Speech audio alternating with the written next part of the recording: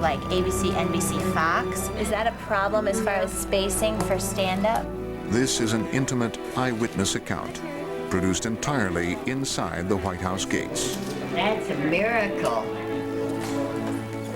Revealing secrets of how an American president must be armed to meet the press. Sir, wait. And why his press secretary must regard each White House news cycle as combat. We have an agenda and some things we want to communicate. The press has their own agenda, and it's a battle every day over who wins.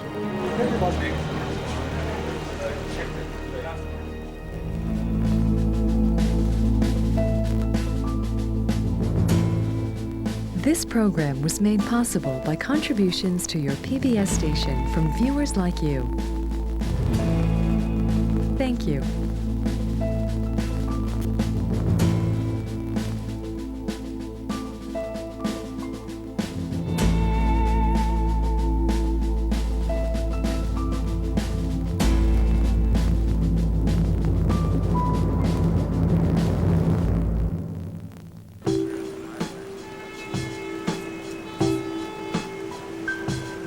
In the 21st century, the White House has become ground zero in the battle to control the nation's news agenda. You would take a lead from him? He doesn't know what he's talking about. A perpetual parade of world leaders, events, and ideas passes through the White House grounds virtually every day. Journalists encamped here transmit worldwide instantaneously. Kelly Wallace, CNN, the White House. No, I can't. Often, they are forced to shoot first and ask questions later. They're saying Japan won't be able to prospectively get these. In the non-stop news battle, the field commander of the Clinton White House News Army is the press secretary, Joseph Lockhart. The press secretary not only have direct entree to the Oval Office, something's happening, you gotta be able to walk in there past the palace guards. You know, the best thing to do is probably talk to Jake. You know, it's a toughest job. To me, it's the second toughest job in the White House. Wednesday, September 13, day 1.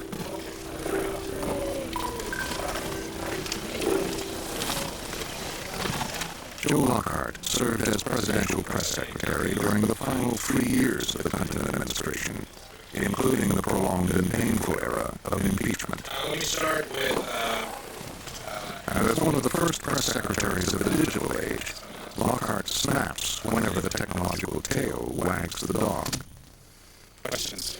There is a report suggesting that Mrs. Clinton had contributors stay overnight at the White House and at Camp David. Her campaign is referring all questions about this to the White House. Yes. What do you know about it? I don't comment on reports that come from that source. If you have some independent reporting and questions, go ahead and ask them. But don't bring that gentleman's reporting into this room. Can you say that there were no such overnights?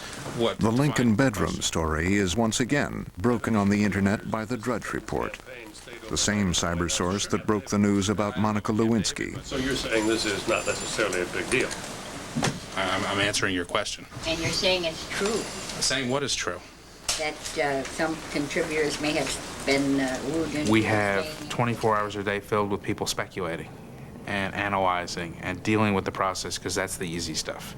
Let me say for the record that, and I'll wait till Bill stops talking so you can hear this, that it is truly a sorry day when you all walk in here and ask me questions based on a rumor monger's internet website.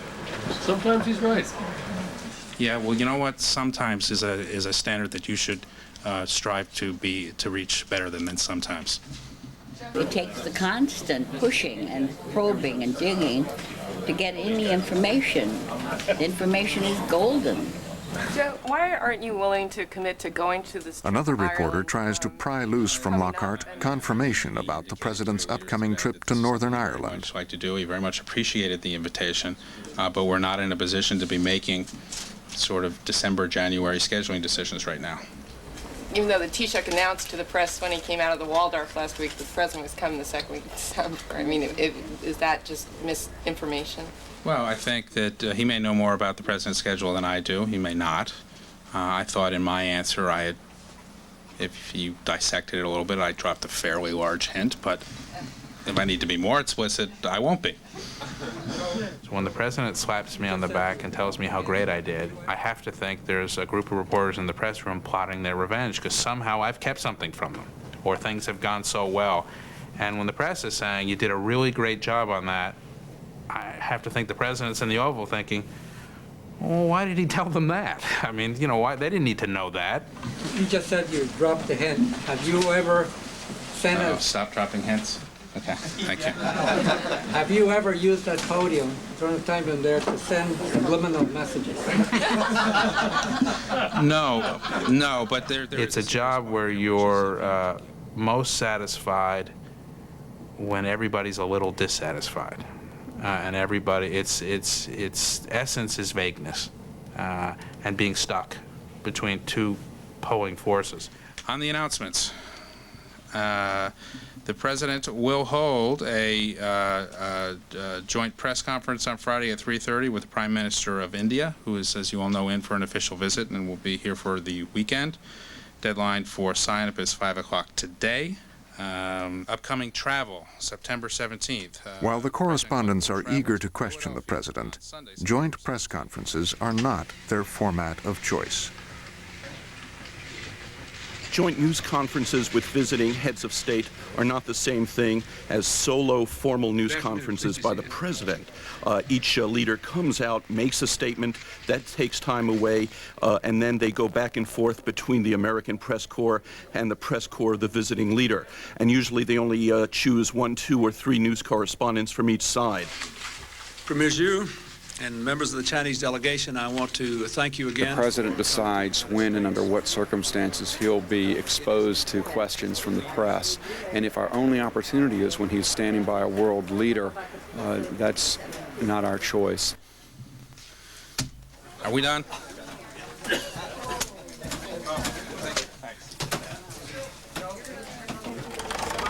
This press secretary has been battle-tested. We went through an entire terrible period of independent counsel investigations, House hearings, Senate hearings, non-stop coverage. Monica Lewinsky 24 hours a day. And the president's approval rating stayed like this. In fact, it went up. Let me just say that I love this job. And the American people have gotten that message. In a new CBS when the Clinton administration assumed office in 1993, there were 50 websites on the World Wide Web. By the year 2000, there were 25 million. But even if Mr. Clinton could run again, would he win? 39%. Lockhart's press office is suddenly consumed by websites and cable news networks reporting the surprising release from federal prison of nuclear scientist Wen-Ho Lee. Scientist Wen-Ho Lee is free. In a deal with government prosecutors, he pleaded guilty to just 1 of 59 counts of mishandling nuclear secrets. The newscasts do not yet implicate the White House, but this story is just beginning to break. It was a double dose of embarrassment for the government today. Ken Bezenet? Hi, it's Missy Owens in Joe's office. I have a question. We only have John King down for the press conference on Friday. Yeah, it's 1 NBC, 1 CNN, and 2 CBS. Will you check if Ellen Ratner is on that list? We don't have a parliamentary system where a president has to subject himself the way a prime minister does to hectoring from questions from the opposition party. And the closest thing we have to that really is a presidential news conference where reporters are standing in for the public.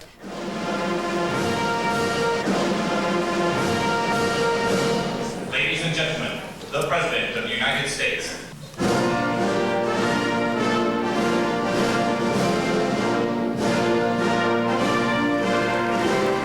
To help push its hard-fought hate crimes bill over one last legislative hurdle, the White House stages a presidential appearance. We're here at a very important time.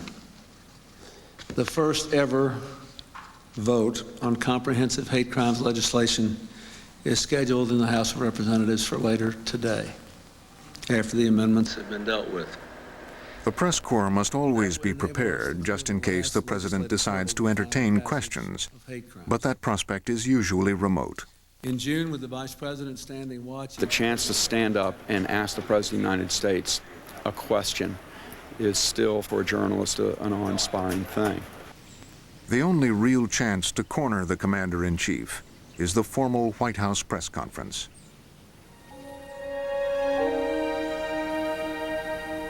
In 1955, President Dwight David Eisenhower and his press secretary marched outside their West Wing into the executive office building next door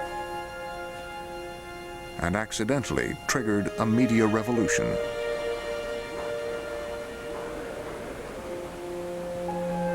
When he became the first American president to permit press conferences to be recorded and then edited for later release, Eisenhower forever transformed the nature of White House communications. Well, I see we're trying a new experiment this morning. I hope it doesn't prove to be a disturbing influence. Yes, Ms. Gray. Mr. President, the practice of managed news is attributed to your administration.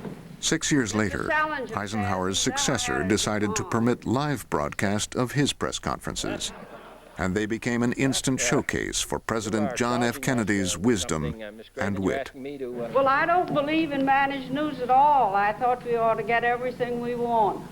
Well, I think you should too, Ms. Gray. I'm for that.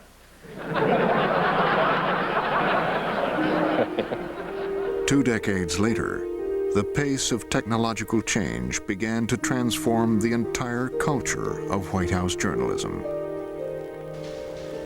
The arrival of round-the-clock cable news coverage during the Reagan administration changed the balance between thought and speculation. Yes. Preston, back to the case of the Carter briefing papers. You said... I think there's been just huge changes in the times I've covered the White House.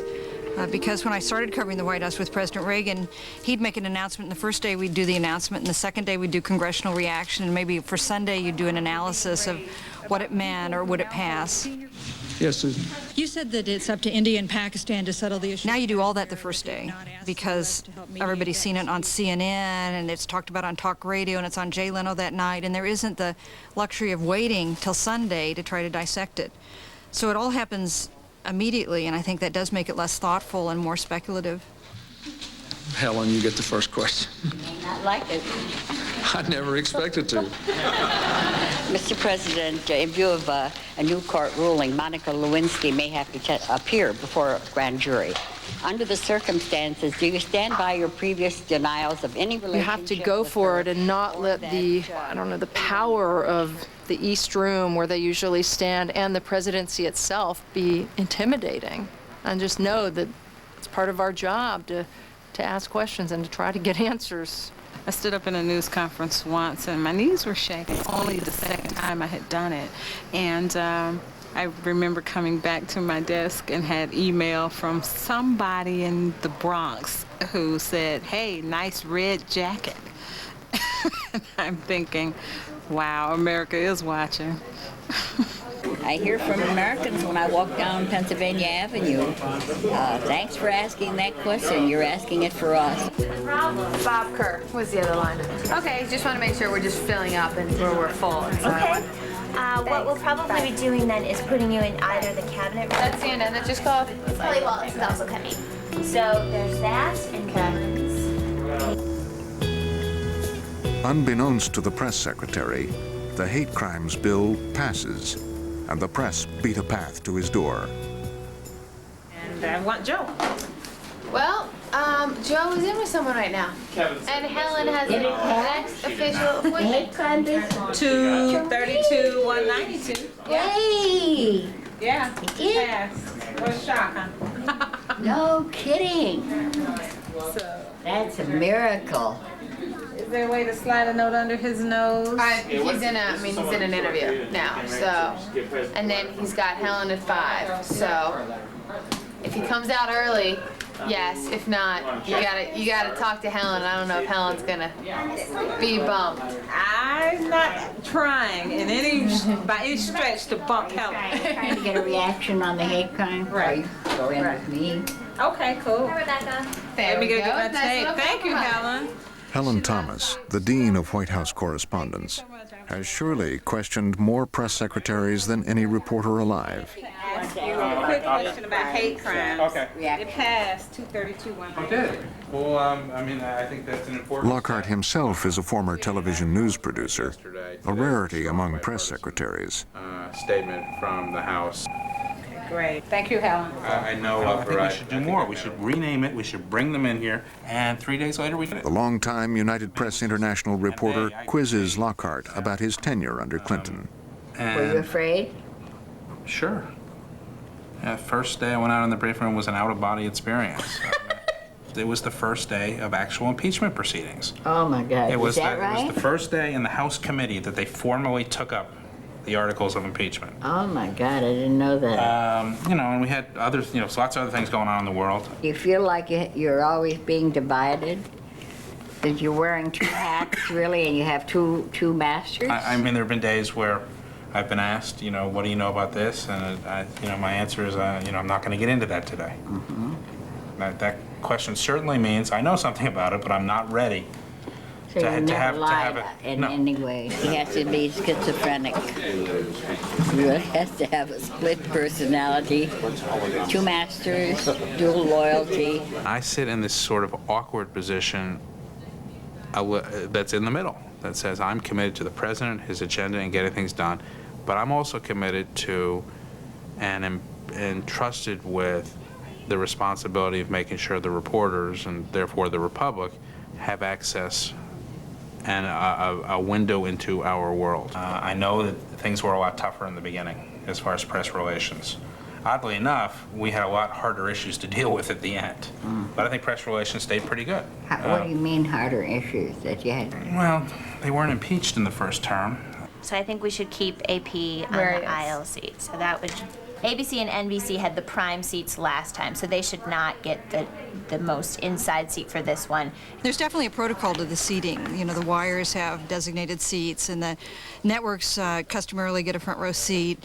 Newspapers tend to rotate around a little bit more. And White Houses sometimes use seating to reward or punish correspondents, too. So we're doing AP, CNN. If Friday's event becomes Clinton's final formal press conference, it would be a milestone not to be missed. If we put Bloomberg here, then Fox wouldn't be in the front row. And can we have a network? Evening news deadlines are pressing. There is less time to think about what it is you're writing and reporting. I think we in the news business, because of the 24-hour news cycle, because the wire service are instantaneous, because the news channels, the cable news channels are instantaneous, radio is asking us for something hour after hour after hour, there's not as much time for thought. Terry Hunt of Associated Press calls Jake Seward for official comment on the breaking Wen-Ho Lee story. Off the record? No. No, I'll say this on the record, that it is time to close this chapter, find out what happened to the missing tapes, and move on. Period. Full stop. There's a little piece of hair coming in. Okay, here we go. In 3, 2, 1. Some days we break through with what we're talking about. Some days they, through the questions they ask, dominate you know, what the news is. And some days it's just a muddle. We have an agenda and some things we want to communicate. The press has their own agenda, and it's a battle every day over who wins.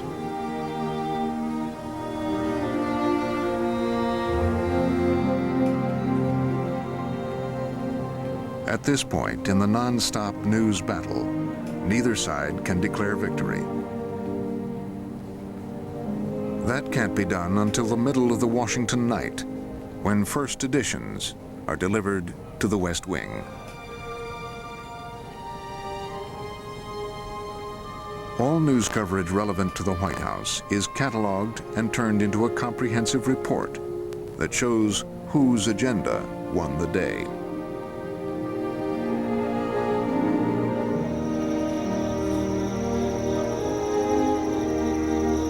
Thursday, September 14, Day 2. Yeah, just stills for the restricted, nothing for the expanded, and then are we set for 450? We've got to check the stocks. Okay. I think we have a decision that 450 doesn't work, and I think we should consider something alternate. I don't want to do this in the East Room.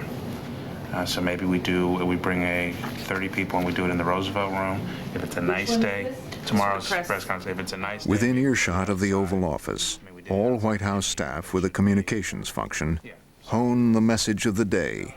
But how do we want to characterize Blair's constructive engagement? I mean, the story indicates that we're getting something out of Blair. Bananas. Yeah, we ought to say that. Yeah. Little addition, 5 o'clock pedestrian briefing, supposed to be only 15 minutes. Oh, You, this is, Sherry, okay. and Jake. Okay. All right, at some point, I'm not sure I'm going to be able to do this lunch. Okay. The news report is dominated by Wen-Ho Lee. But maybe you could give the tip to Sarah and she could get it in. Okay. What else is out there that you're seeing? The news report also signals the stories on which the president will need guidance for tomorrow's news conference. Okay. They can figure out what reporters are going to ask most of the questions, and then they go in and they make their own list. We make lists, they make lists. Everybody has their lists of questions. Everybody has the things they really want to ask that they have spent hours thinking about, memorizing, crafting. I'm going to phrase it this way so he doesn't get out of it, or I really want to elicit a response to this. So I'll do that. It's going to be Wen-Ho Lee, death penalty, disbarment rate report. I hope he gets a question on disbarment because I think that's an important thing to talk about.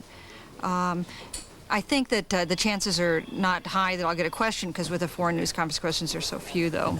It was like right in my eyes. Audio test 1, 2, 3, 4, 5, 6, 7. You don't think these are blinding? No, I just changed them from a spot to something else. I'm just saying if there's anything you can do just to help us out and turn them down a little bit. I changed them from a spot right to a Fresnel lens. I'm saying they're still just kind of bright. This is a lot less than what I have in the Rose Garden. You see that right there? That's called a sun. You're the professional. You do what you want. If we blind the president, that's fine. Because you're very good at what you do, and you don't need me telling you what to do. Good morning, White House Press Office. Hey, Alex, can I get over to that South Lawn thing, or is it too late? Not yet. We'll make an announcement. It's running a little bit late. Oh, okay. Nancy Zuckerbrod, AP, so-called breaking story on Republicans and tobacco. Line 2. Middle East peace process? No, there are a series of contacts and Stories come from all angles. contacts are being done at a variety of levels. Madeline, Dennis, Sandy has a meeting tomorrow with Nabil Shah. Ladies and gentlemen, the President of the United States, accompanied by Dr. Andy Anderson. Having worked in a news organization for the time that I did, I understand the randomness. Same. What else we have? Iraq. What about? I mean, you had a. Most of the time, we will have discussed 95% of the issues that'll get raised. Sandy had a brief meeting with Prime Minister Meles of Ethiopia. We're very proud here that we reached across party lines to pass the family and medical leave law.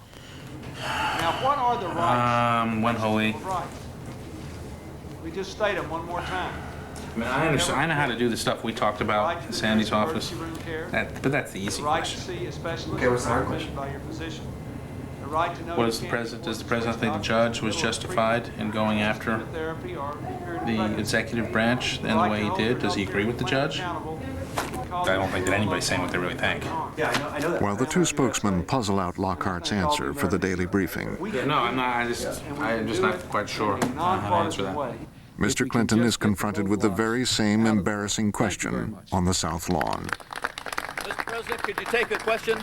I was wondering, Mr. President, if you share the embarrassment that was expressed yesterday by the federal judge in New Mexico about the treatment of Wen-Ho Lee during his year of confinement under federal authorities. Well, I always had reservations about the claims that were being made denying him bail. And let me say, I think I speak for everyone in the White House. We took those claims on good faith by the people in the government that were making them. And a couple of days after they made the claim that this man could not possibly be let out of jail on bail because he'd be such a danger, a flight or such a danger to American security, all of a sudden they reach a plea agreement which will, if anything, make his alleged offense look modest compared to the claims that were made against him. Mr. President, tomorrow morning, right here on this lawn, you are going to welcome the Prime Minister of India. So what do you think, sir, coming out from this historical visit and also following your visit in March that you've been in India? I prefer announcements. Lockhart checks cable channels for last-second breaking news. Should be good, huh? I'm asking you to sign it. Well, I would be happy to when you give me the signed letters. Right here. Why don't you show some leadership? Because it goes to trust and care.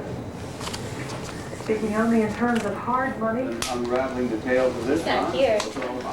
Well, the Republicans trying to make the case today about another controversy, 1996 Clinton-Gore campaign, Democratic fundraising, trying to make the case the documents show the vice president to ask for a $100,000 contribution. The sheet given to the vice president's office noted that this lawyer was closely following the debate over tort reform. Just today, there are new revelations about the potential misuse of the White House for fundraising purposes. And the best way to get rid of them is to elect a new president who will bring a new administration who will restore honor and dignity to the White House. Today, George Bush is hoping his plans for education will help him narrow a double-digit gap in most state polls there. The Texas governor is at Santa Ana High School. To be at the cutting edge of the 21st century. So I hope they can lay this burden down, and I hope we can help them. And in the meanwhile, of course, we'll have to oppose terrorism in all its manifestations. Thank you very much. Explain to the American people about Vietnam, why you've decided to go. I'm going to do, another press conference with the Prime Minister tomorrow, and I'll answer some more questions then, but I got to go. Thank you. Howard.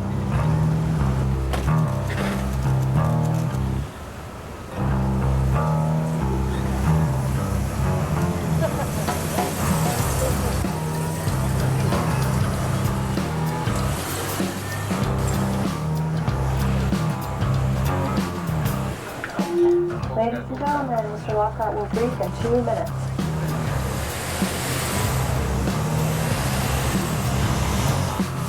Thank you. That's got this in the long package, Jack.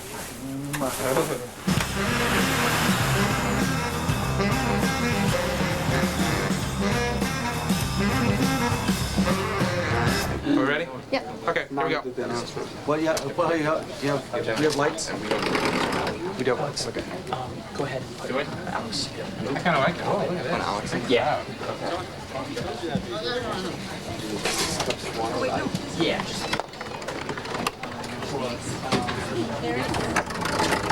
I have no announcements for today, so why don't we get right to your questions? Yeah. The President was just talking about when he'll leave. Has he registered these feelings to the Attorney General and Justice Department lawyers? I think you can assume by what he said there that he is troubled by part of this, so I would expect that he will be looking for a more full explanation from them, have them look at this particular question that he raised, and to report back.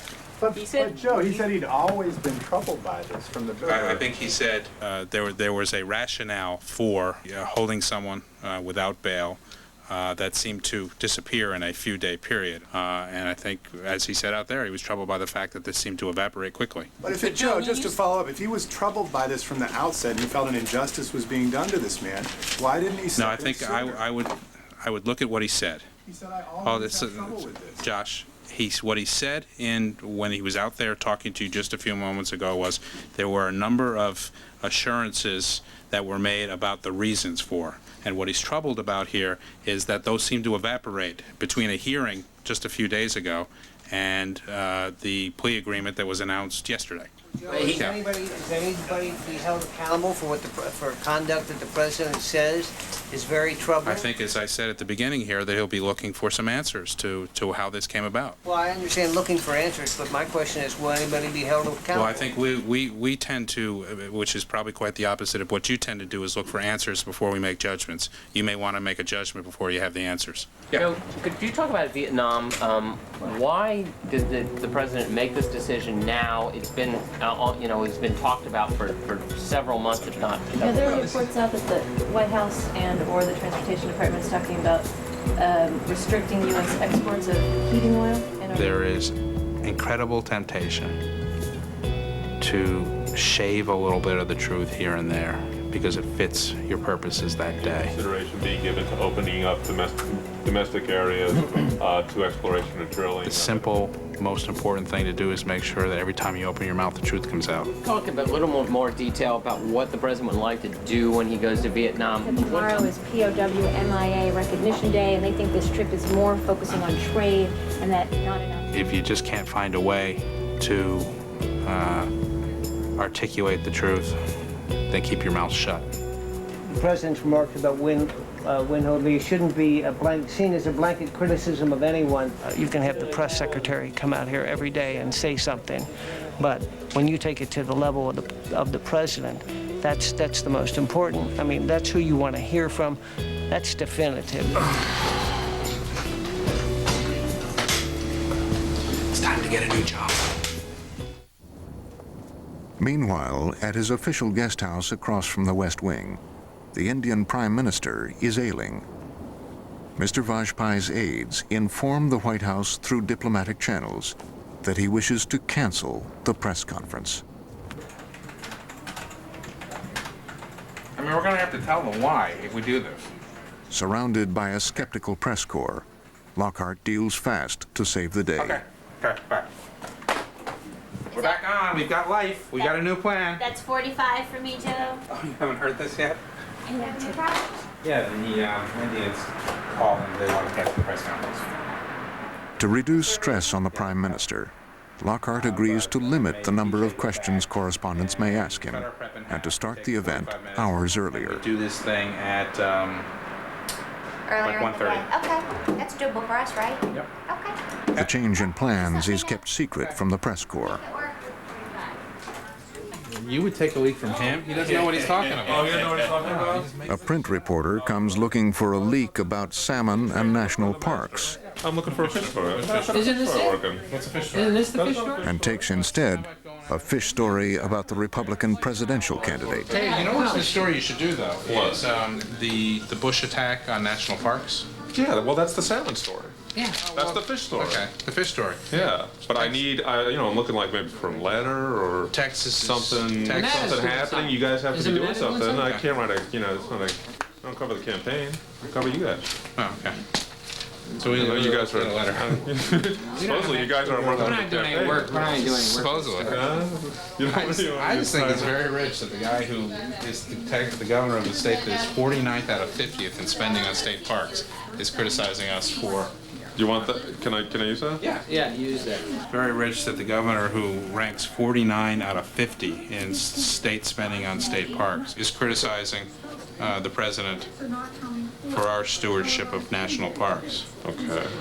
If the governor understood budgeting, he'd understand that the budget has actually gone up, not been cut.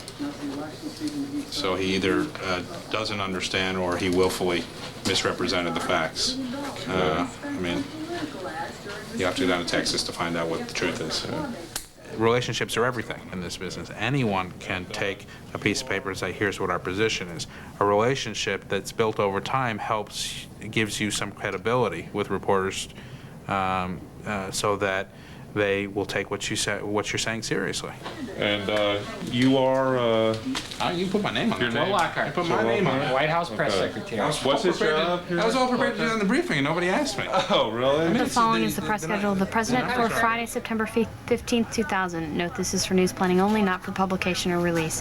At 7:30 a.m., the in-town travel pool gathers in the Brady Press briefing room for protective purposes. At 9:30 a.m., the President hosts an arrival ceremony for Prime Minister Atal Bihari Vajpayee of India, South Lawn of the White House, open press. At 10:35 a.m., the President meets with Indian Prime Minister Atal Bihari Vajpayee. The Oval Office of the White House, still to the in-house. While his staff works late on last-minute details, the press secretary is informed that there must be enormous changes at the last minute. Tomorrow's joint press conference, already downsized, must now be eliminated.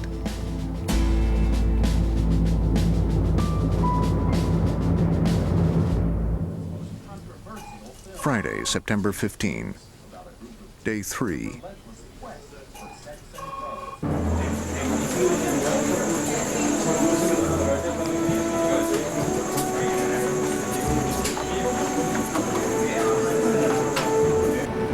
That's good, please. Don't need to.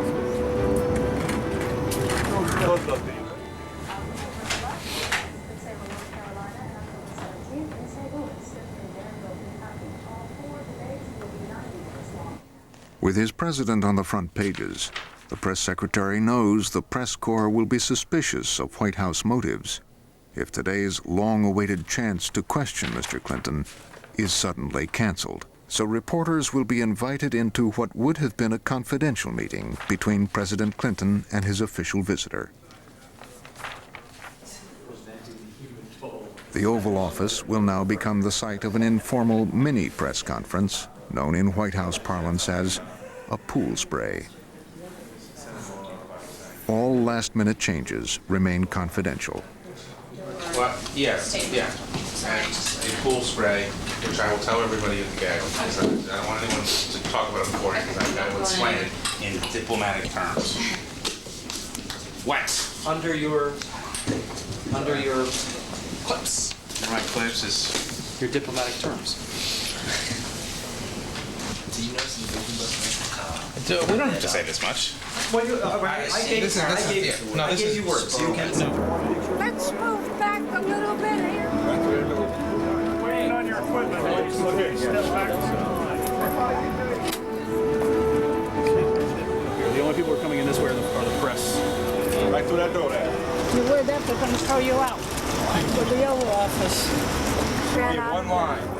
Ladies and gentlemen, any of the press corps that need press passes for today's arrival ceremony, if you want to come to the lower press office and pick one up, it's a press pass for the arrival ceremony. Mark? Hey, look at a picture of him. Okay, we got a nice picture. Jake? Yeah, does it say anything about the actual event? It picture tells 1,000 words. You ever hear that? So we're all set for the big press conference, huh? Sort of legacy speech. Yeah, really. How late? Are they going to tell him at the gaggle? Yeah. Okay. Thank you. Like it, I'm good. The gaggle is the correspondent's first chance to speak on the record with the press secretary each morning. Oh, no, we have one the day before yesterday. One change in the schedule today. Everything is as is, but rather than doing the press conference, we will be doing a pool spray at the restricted bilateral meeting in the Oval at 10:35. The change came about yesterday. The Indians asked us to look at the schedule and try to find a way to shorten the day. It's been a very long trip, an exhausting trip for the Prime Minister, and they felt that the last event of the day, the press conference, was a little bit too much. We went back and forth, and the agreement we came up with was we would do the pool spray at 10:35. So no 3:30 news conference. Correct. No 3:30 news conference. The pool spray is just photos, or is it? No, we'll bring the whatever the pool is for the day. Is that in the Oval? They requested that the news conference be eliminated? Yes, because they wanted to give him the rest of the afternoon off, and because we thought it was important. Is he playing golf? Because we thought it was important to have some chance for you all to pose a question to the two leaders, we prevailed upon them to do a pool spread. Well, is the Prime Minister ailing, or is something? Yeah, the Prime Minister is well known, has some health problems, and it's been a long trip. He's got several more days in it, and I think they just wanted to create some time this afternoon to rest. The Associated Press calls the question on the President, his Attorney General, and Wen-Ho Lee. Why wouldn't he just pick up the phone and call Janet Reno and say? Because we have staff contacts all the time with the Justice Department, and they're going on. I don't think he feels the need to do that. But I mean, she works for him. I understand that, but I've answered the question. Well, not entirely. No, you asked the question, why doesn't he feel the need? Because he trusts his staff to deal effectively. Did he ever convey it to his staff that he was troubled by it? Did the President ever say to his staff? I never had a discussion with him about it. No, he's going to. It's not the first tree for that very place.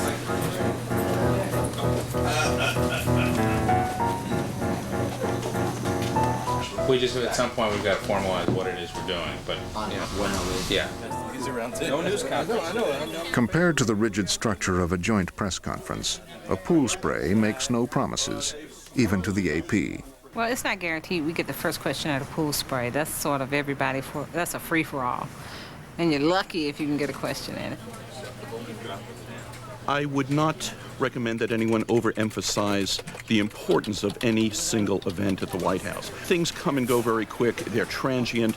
This president has had scores, if not hundreds, of exchanges with the news media, but there are only a handful that anybody can remember, such as the time he shook his finger at us and denied having a sexual relationship with that former White House intern. Well, you're going to be like from here to the door. No, you won't be that close to them. It's not a press conference. It's an arrival ceremony.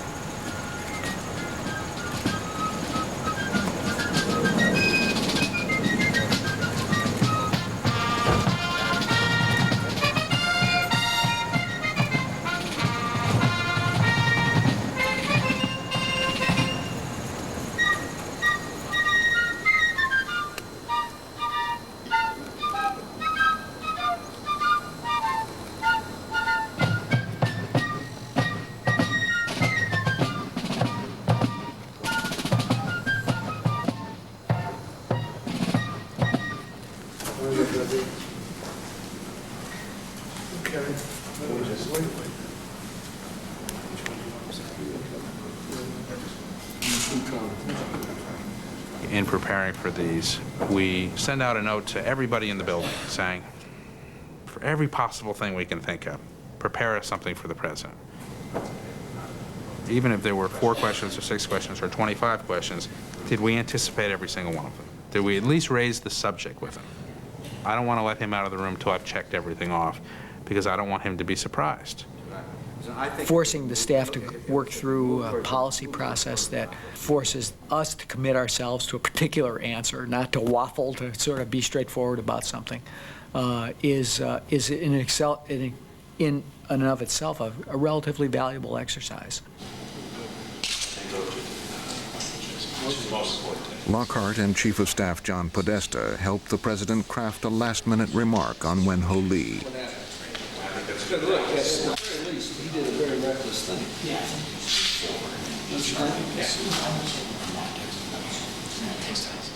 We do think about what the expected conventional packed journalism questions are going to be, and think about how you can use those as a jumping off point to make a different point.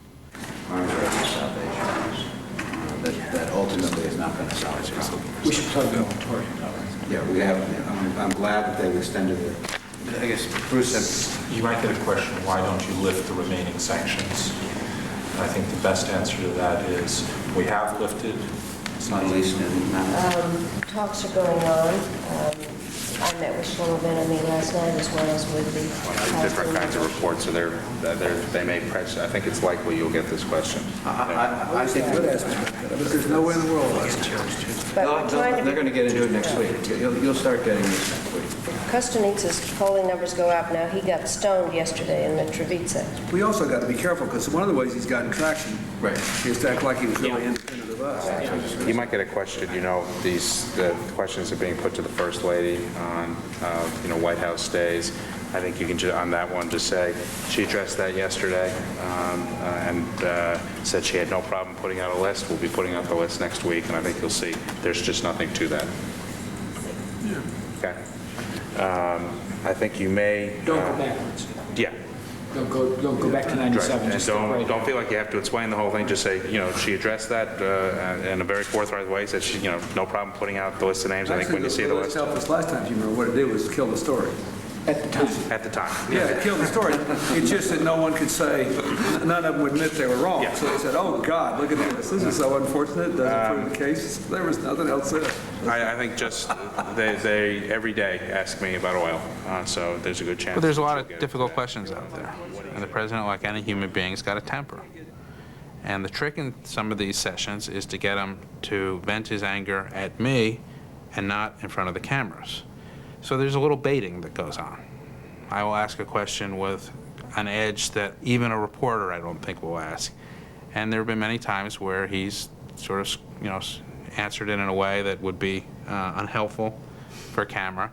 And when it was over, I just said, "Good. I'm glad we got this out. Now why don't we try this answer instead?"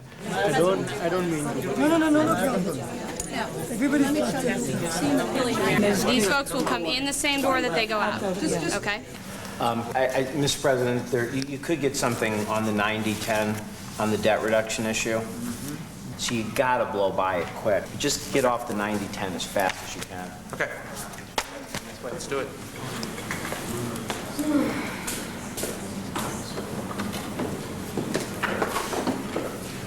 Can you wait 1 second? You're going to be fine. Stay with the correspondence and you will be fine. Hold on.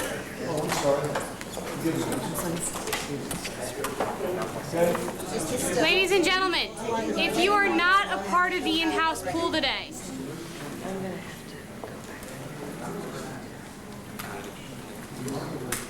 sorry? Okay. You come to this job with the idea of you're not there to do anything, you're not there to promote yourself or to embarrass the president. What you're there is to try to talk to him, get his views on something that he hasn't spoken on, and candidly, to get him to make news. I would hope that I'm asking something that the American public would like answered. But also, I'm a journalist, and I'm there to get a story.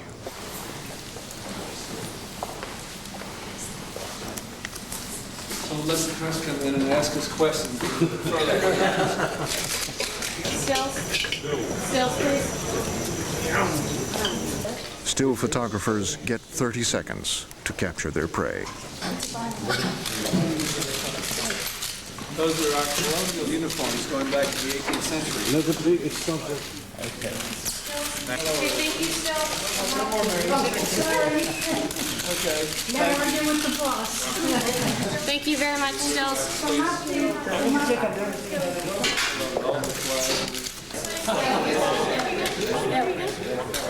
Thank you very much.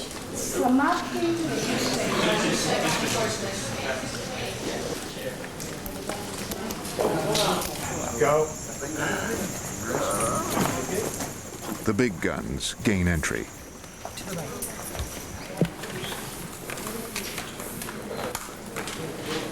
You got everyone in?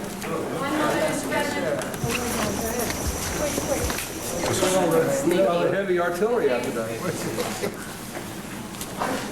Well, is everyone in? Yes, Everybody's in now. Whether it's 10 minutes or whether it's an hour and a half, it is the single worst time for me for exactly the reason of having lost control. Mr. Prime Minister, Mr. President, can you say that you have written a new chapter in the U.S.-India relations during this visit of the Prime Minister of India? And your visit in... You can say that. I'm not supposed to say such things.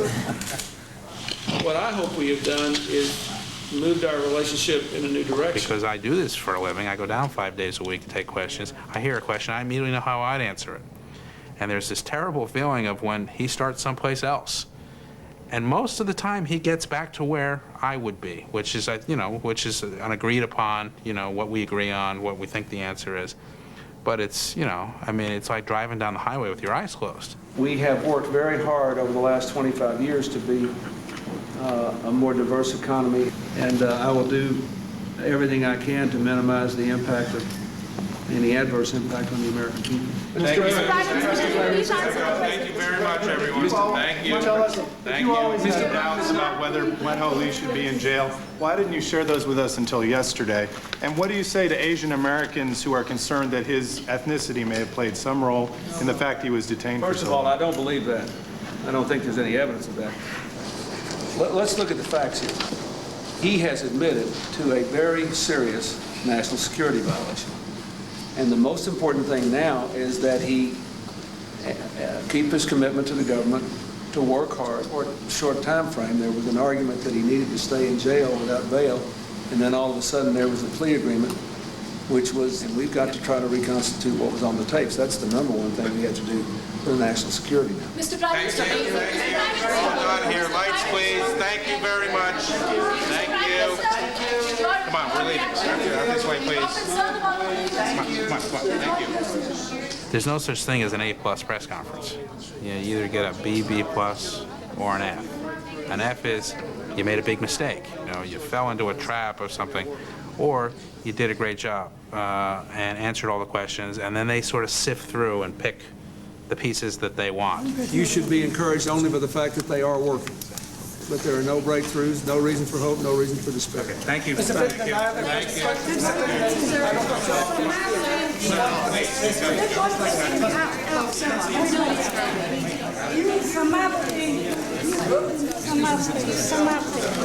It's over.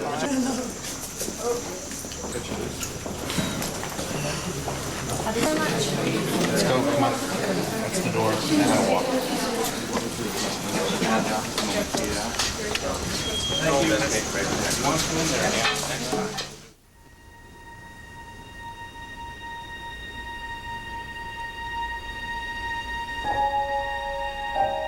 Four decades ago, when the Indian Prime Minister made an official visit to the White House, press coverage of the American presidency was tame by today's measure.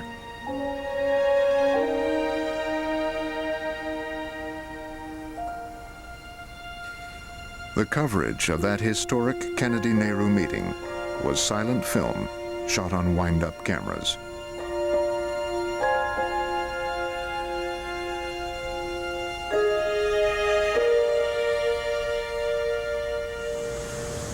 Today, telecommunications technology practically commands the entire West Wing.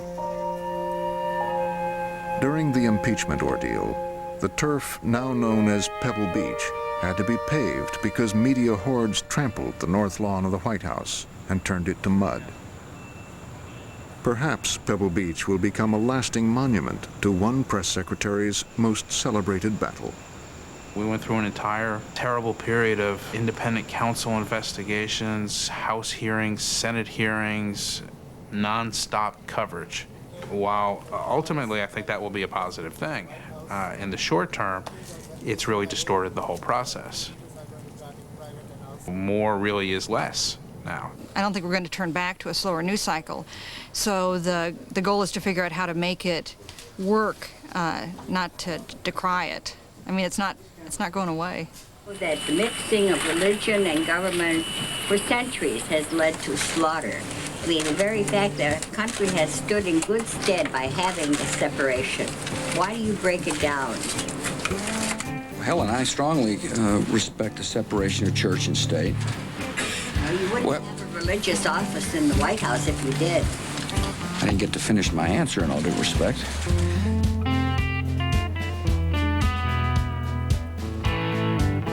The New York Times gave the pool spray front page placement, above and below the fold.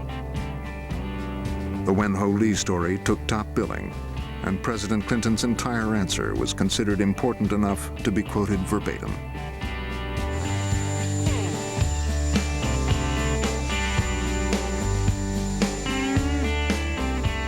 President Clinton never gave a final formal press conference.